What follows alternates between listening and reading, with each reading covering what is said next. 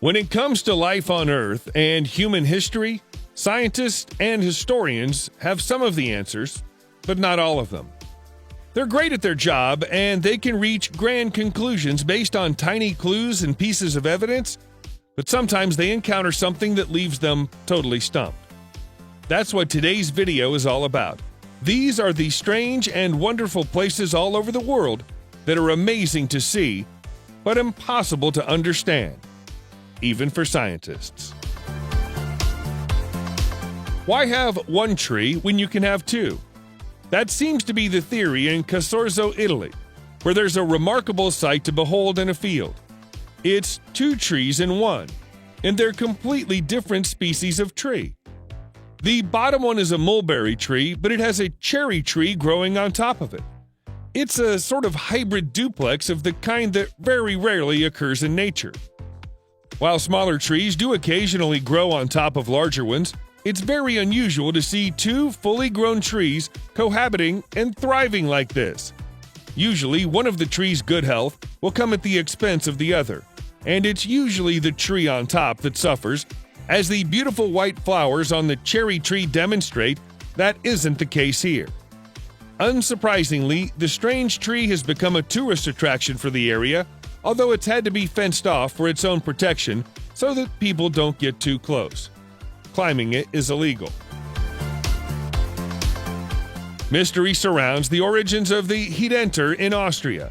It's believed to have been built during the reign of the Roman Emperor Constantius II, who ruled between the years of 351 and 361, but that's little more than a best guess. The ancient Romans sometimes built structures like this to mark the site of significant military victories. That would make a degree of sense, because the ancient city of Carnuntum once existed in this spot and played host to around 50,000 people surrounded by a walled fortress. The settlement is long gone, but the one remaining arch of this building remains. For several centuries, it was misunderstood as the gateway to the old city. As so little of its true history is known, plenty of myths and legends have grown up around the Hidenter. It's become a popular gathering spot for pagans who refer to it as Heaven's Gate for reasons unknown. If it really was a Roman tetrapylon, it would probably have a statue of either an emperor or a god in the middle of it. But there's no sign of it today. There's a clue in the name of Envatinet Island in Kenya that tells you a lot about how the Kenyans feel about it. The name of the strange-looking island, which is on Lake Turkana, translates as no return. That ties in with the myths and legends that surround the place, which suggest that nobody who enters it will ever return. In 1935, English explorer Vivian Fush decided to test that theory by visiting it with colleagues Bill Dayson and Martin Shelfels on a research mission. But when they failed to return, it only served to reinforce the legends. While some conspiracy theorists claim that the island contains an alien base full of extraterrestrial beings who will abduct anybody who gets too close, the Kenyan belief is that those who descend into the enormous crater at the island's center will be struck by lightning and obliterated. Photographs taken by planes that have flown over the crater show what appear to be the remains of ancient huts at its center, but nobody's been brave enough to go and inspect it with their own eyes for a very long time. Perhaps that's for the best. There are many ancient and wonderful temples in Syria, most of which have their own fascinating story to tell, but the fascination with the Temple of Ain Dara is especially strong. That's mostly because of the huge human foot imprints that appear at the entrance to the temple. They've been there for at least as long as the temple has, which is at least 3,300 years. And there's disagreement about how they got there. Scientists and archaeologists say that they were carved by the same people who built the temple and are intended to represent the procession of the gods into the temple's inner chambers. But many local legends say that the temple itself was visited by a great god with clawed feet who left the imprints himself. Yet another school of thought says that the people who built the temple were giants and they left the footprints behind. There are many tales of giant humans living in this part of the world during ancient times, and the footprints are the first thing that the people who believe these stories point to as evidence. Sadly, the temple was badly damaged after being hit by a Turkish air raid in 2018, but the footprints survived. Most people who visit Egypt also visit the Great Pyramid of Giza, which is a spectacular sight to see. But if a few more of them could be persuaded to drive a further 20 minutes to Abu Ghraib, it wouldn't be such a little-known secret. The old city contains a structure that is, or at least was, a sun temple and was dedicated to the great god Ra. It was built somewhere around 2,400 years ago and used to have a stepped pyramid of its own. From ancient Egyptian historical records, we know that there were once 6 sun temples at Abu Ghraib, but only 2 remain today. They're ruins today, as the colossal stone obelisk that once marked the westernmost point of Abu Ghraib. The massive red granite blocks that are scattered across the area are a puzzle for archaeologists. They appear to have been precision engineered with polished surfaces and holes so smooth that they must surely have been made using advanced drilling technology. As if that weren't mysterious enough, there are also several square alabaster dishes that contain markings akin to the gears of an engine. Did the people who lived here have access to advanced technology? If so, what happened to it? And to them? Once upon a time, Barsakhalmas was an island in the Aral Sea. These days, the water level is a little lower than it was in ancient times, and it's now a plateau in Kizilorda, Kazakhstan. Much like Avitinet Island in Kenya, this is said to be a place that people visit and never return from. Even the name, which translated from its original Turkic language, means whoever comes here shall not return. In 1939, it was declared a national reserve and was closed off to visitors for the remainder of the 20th century. Nobody knows what the Soviets did there during those years, but there are plenty of rumors that it was used for top-secret research. Even today, electronic devices fail as you get close, and navigational equipment stops working. There have been documented cases of people's skin turning blue after spending too long at or close to the plateau, and a commonly told legend about a group of nomads who stayed here for what they believed to be a year, only to return to civilization to find that 3 decades had passed. It's a mysterious and seemingly supernatural place. Amid the ruins of Amman in Jordan, where you'll find the crumbling shells of temples and palaces, you'll also find the shattered remnants of a giant human hand made from stone. This is the Hand of Hercules, and even in its broken, 3-fingered state, it's still a strangely intimidating thing to look at. The hand is part of the Temple of Hercules, which was built during the 2nd century during the Roman occupation of Amman's citadel. For reasons that have been lost to history, it appears that the temple was never finished.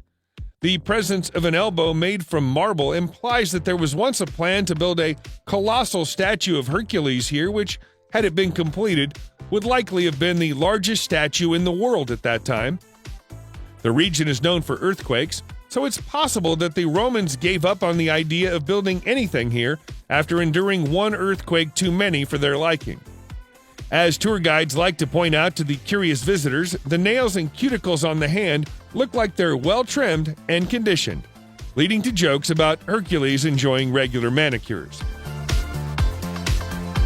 While we at least know that the Romans were responsible for building the abandoned Temple of Hercules, we have no idea whatsoever who built the Pyramid of Sisilco in Mexico City, Mexico. There's some evidence that an enormous volcanic eruption destroyed the civilization that once existed here, but aside from that, they left very little behind for us to remember them by, other than their pyramid. By examining the land around the pyramid, archaeologists have been able to conclude that it was farmed for a period that started around 3,200 years ago and ended during the 1st century when the Citle volcano erupted. That was a tragic twist of irony for the Mesoamerican population, who are thought to have worshipped a god of fire. While some historians believe that the entire population perished in that disaster, there are some who believe that the survivors fled to other parts of Mexico and took elements of their culture with them.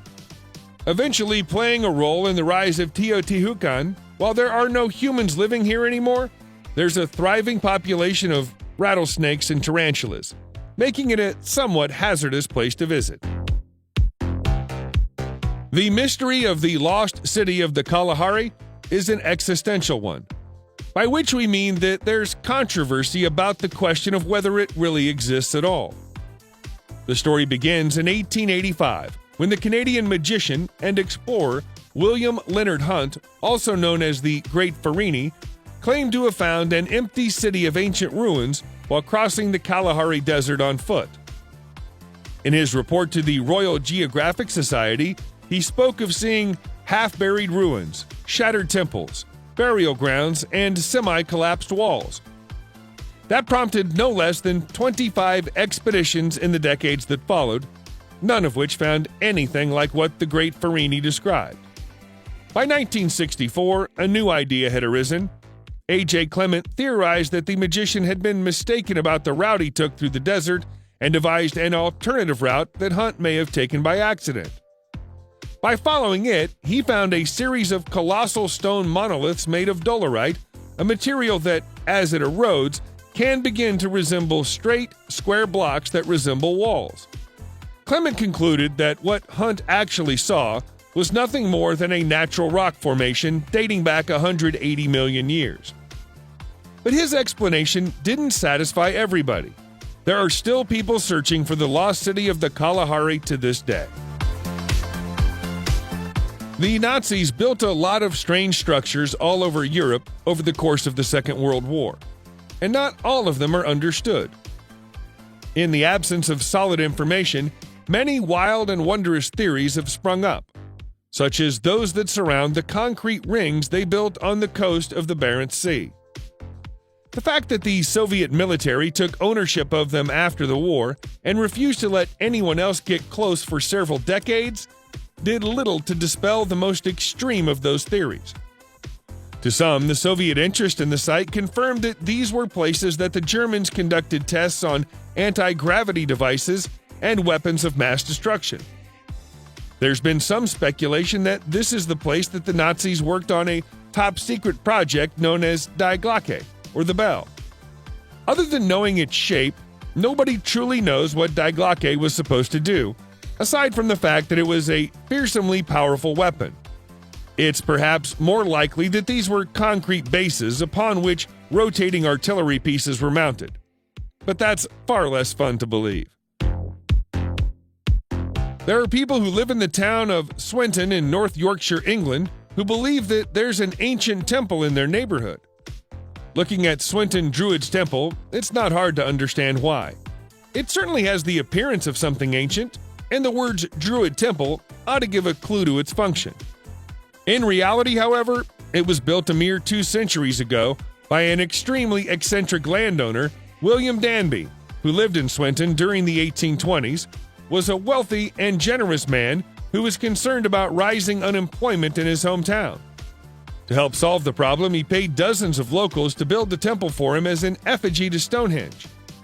Once that was done, he offered a huge financial reward to anyone capable of living as a hermit in the middle of it for 7 years. Someone managed to stay for 4.5 years, but nobody managed all 7, and William's reward was never claimed. Even though it's not really an ancient temple, it's still visited by New Age pagans and Druids every summer solstice. Gunjiwamp in Groton, Connecticut, USA is the type of place that gives archaeologists and historians a headache. The settlement has been used and reused by a variety of settlers for at least 1,400 years, all of whom left their own mark on the landscape. There are stone chambers, stone rings, etching on the walls that don't correspond to any known language, and Native American artifacts. There are so many traces of human occupation in Gunjiwamp, it's impossible to say where one era of its use ended and the other began, or even who was the first there. One popular theory is that it was built in the 6th century by Celtic Christian monks who'd run away from Ireland to escape Viking raids, but that would rewrite the accepted history of pre-Columbian America and also disregards several pieces of evidence that suggest the site is far older. Occasional spikes in electromagnetic activity have been detected at Gunjiwamp, which scientists put down to the composition of magnetite, granite, and quartz rocks. But conspiracy theorists buy into the idea that it's either an alien base or an energy vortex. One lithic stone tool found buried here is at least 3,500 years old, which blows a hole in the Celtic monk theory. We don't know whether it was built in stages or all at once, and frustratingly, we probably never will. Subscribe to the channel and turn on notifications, and you will be the first to know when a new video comes out. Thank you for watching, and see you in the next video.